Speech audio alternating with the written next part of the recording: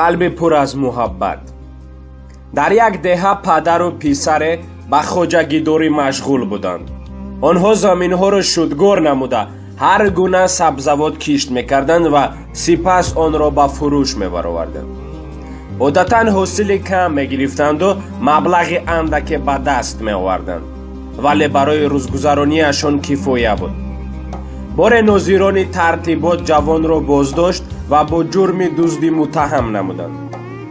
падари бечора танҳо монд ва баъди чанде ба писараш номае ирсол мекунад. ӯ дар номааш менависад ки дигар қудрат ва танҳоӣ ба меҳнат кардану ҳосили дилхоҳ ҷамъоварӣ карданро надорад. чун бемор асту барои шудгор кардани замин ва шинондани каме картошка низ қувваташ намерасад ва агар ин лаҳзаҳо писараш дар паҳлӯяш мебуд, ӯ албатта ба падар кӯмак мерасонд.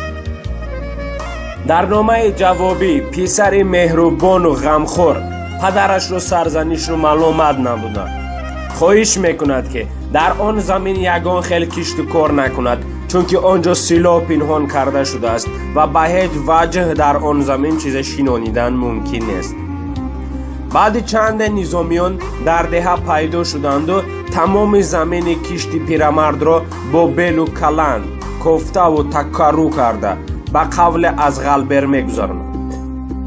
вале чизе пайдо намекунанду дар қаҳр шуда баромада мераванд.